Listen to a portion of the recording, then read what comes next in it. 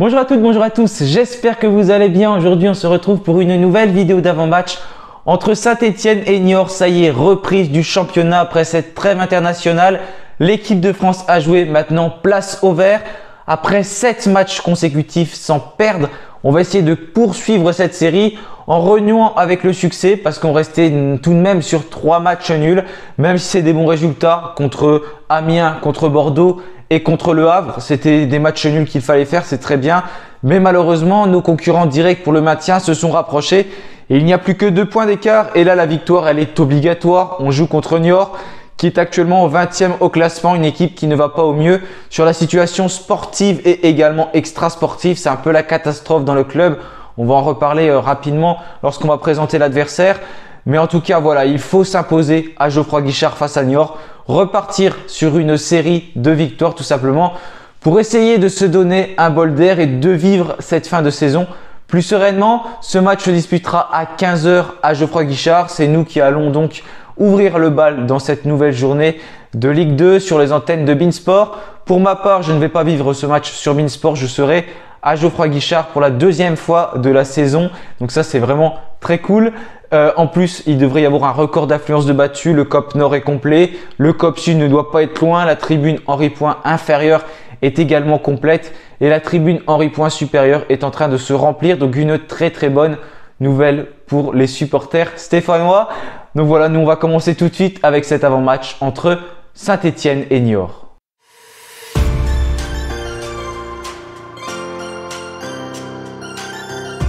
Alors d'un point de vue des absents, Laurent Batles s'est présenté en conférence de presse ce jeudi midi, donc pas forcément de surprise.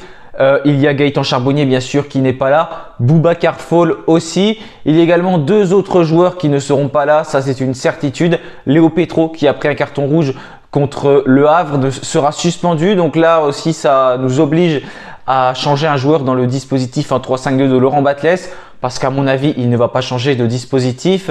Et ensuite, il y a Aymen Mouefek qui devrait faire son retour. Donc ça, c'est une bonne nouvelle. Il faut faire attention avec Mouefek, comme l'a précisé Laurent Batles. Il revient petit à petit. Il était sorti contre Dijon et là, il semble être sur le retour. Donc ça, c'est très bien. Ça fait 1 mois et demi déjà cette blessure. Et Thomas Monconduit qui ne sera pas là également. Déjà, il est touché au niveau des ischio-jambiers. Donc ça, c'était avant le match contre Le Havre. Mais de toute façon, il est suspendu. Donc c'était sûr qu'il ne sera pas là puisqu'il a pris 3 cartons jaunes en 4 matchs. Ce qui fait bien sûr qu'il ne pourra pas disputer une rencontre qui suit. Et c'est celle-ci puisque la commission de discipline est passée il y a quelques semaines dessus. Donc voilà en tout cas pour les absents du côté de Saint-Étienne. Et au niveau des retours, comme j'ai dit, Aymen Mouefek qui devrait réintégrer le groupe. Pour l'instant, on n'a pas eu trop d'autres joueurs de citer. Je pense que voilà, sinon le groupe est plutôt complet. On s'en sort, on va dire, plutôt pas mal, mis à part les joueurs absents, surtout à cause de suspension. Si on parle de notre club Niort, de l'autre club Niort, donc qui a pas mal d'absents pour le coup. Déjà, on a Conté qui est suspendu, le défenseur, tout comme Boutouba et également Kaboré. Boutouba, ça c'est une très bonne nouvelle pour nous parce que c'est un des éléments forts de cette équipe de Niort, celui qui est passé notamment par l'Olympique de Marseille chez les jeunes et qui maintenant est à Niort. C'est un grand buteur de ce championnat. Je crois qu'il est à 10 buts depuis le début de la saison. Donc c'était une des plus grosses menaces lors du match aller. Match aller que l'on avait gagné 1-0 grâce à une réalisation de Gaëtan Charbonnier. Je crois que c'était Kader Bamba qui avait tapé sur la barre. Et ensuite, c'était revenu sur Gaëtan Charbonnier qui avait très bien enchaîné pour marquer le but à la 87e minute de jeu. Donc on s'en était bien sorti en fin de match. Ça avait été compliqué notamment par un Boutouba qui nous avait mis pas mal en difficulté. Mais en tout cas, là, c'est une contrainte en moins parce qu'il ne sera pas présent sur ce match. Tout comme 2 joueurs qui sont incertains. Ça, c'est des joueurs qui étaient en sélection. Donc déjà, on a Brian Passy, le défenseur donc qui ne sera certainement pas là.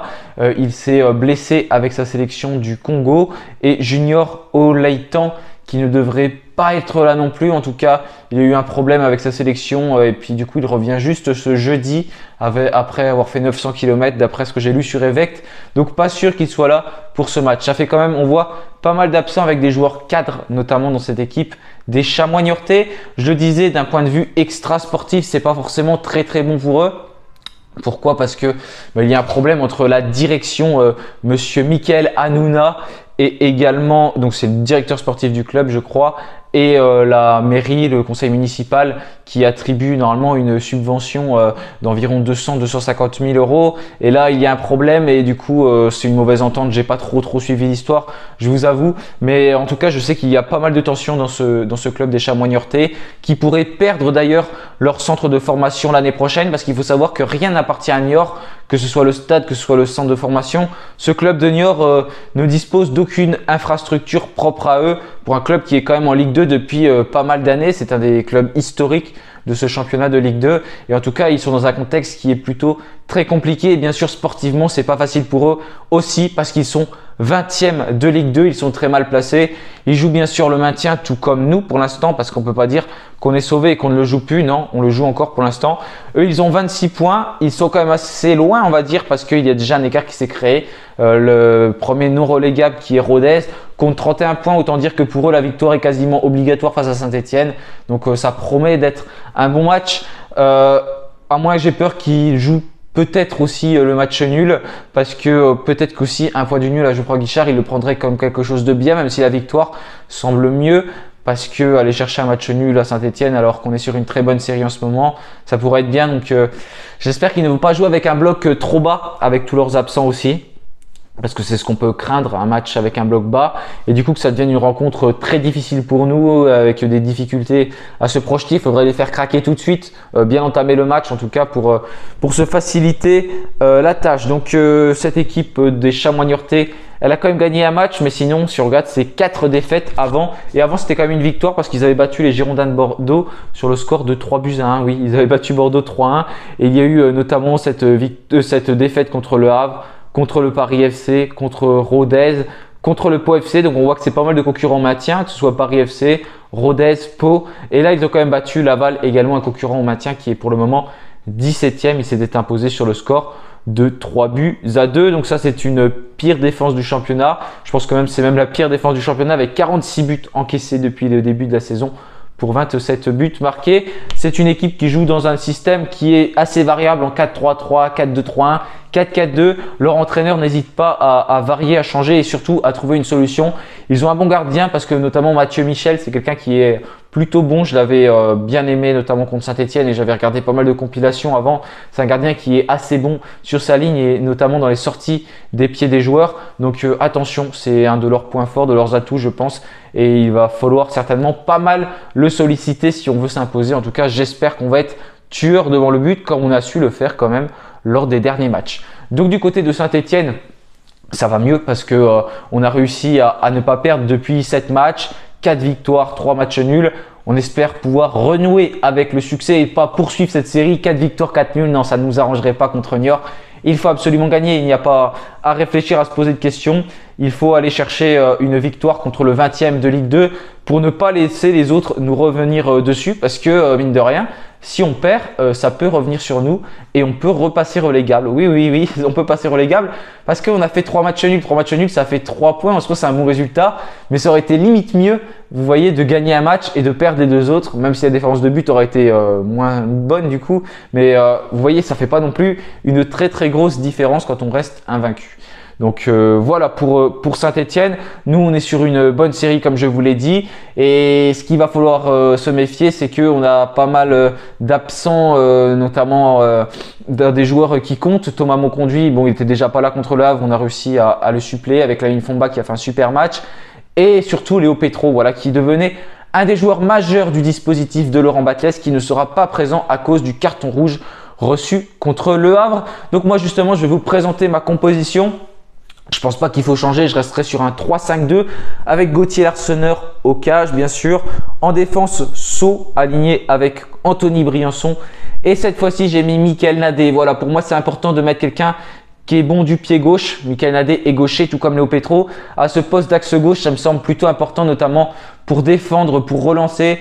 Pour moi, voilà, c'est quelque chose qui est important d'avoir ce type de joueur-là. Je vois pas forcément Léo Petro, Seydou Sow être décalé axe gauche, à moins que Anthony Briançon passe axe gauche, Seydou Sow passe au milieu.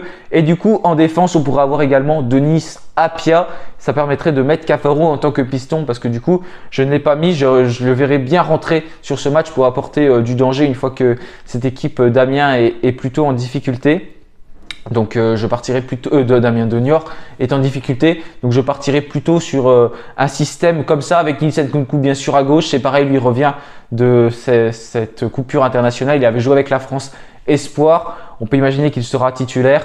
Au milieu de terrain, Benjamin Bouchouari qui n'a pas joué avec le Maroc mais qui était sélectionné. Ils ont notamment affronté le Brésil qu'ils ont battu. Le Pérou également de Miguel Trauco. Je crois qu'il y a eu match nul. Ensuite, on a Lamine Fomba, donc pour moi, pas forcément le choix, quoi. Il va prendre la place de Thomas Monconduit, mais c'est plutôt pas mal parce que j'ai bien aimé son match contre le Havre et je pense qu'il peut poursuivre sur cette lancée, en tout cas nous montrer ses qualités. Je l'attends beaucoup là-dessus. Emmanuel Moefek plutôt peut-être le faire rentrer en seconde mi-temps, accompagné de Victor Lebrun au milieu de terrain et en attaque Kader Bamba avec, j'ai mis Jean-Philippe Crasso, mais c'est pareil. J'aimerais qu'on puisse le faire jouer Crasso parce qu'il est quand même majeur dans notre effectif quand il est bon surtout. Hein. On le voit quand il est important, bah, il nous aide. Il a été bon contre le Havre. Il avait été moins bon avant, mais on voit quand même que voilà, c'est un joueur qui nous est vraiment utile et on en est quand même assez dépendant, je trouve, notamment offensivement. Donc Jean-Philippe Crasso est cligné avec Kader Bamba. Voilà, moi j'ai terminé pour cet avant-match. Merci à tous de l'avoir suivi. Je vous rappelle qu'on va bientôt arriver aux 2000 abonnés. Donc si vous n'êtes pas encore abonné, n'hésitez pas à le faire. En tout cas, je vais vous préparer une surprise pour les 2000 abonnés. J'ai passé 30-40 heures, je crois, à faire la vidéo qui va sortir. Vous verrez ça au moment voulu. En tout cas, si vous voulez la voir rapidement, n'hésitez pas à vous abonner pour franchir cette barre des 2000 abonnés. Je serai à Geoffroy Guichard, comme je vous l'ai dit, ce samedi. Donc on se retrouvera pour le débrief certainement ce dimanche. Moi, en attendant, je vous souhaite une bonne fin de semaine et puis bien sûr, allez les Verts, salut à tous.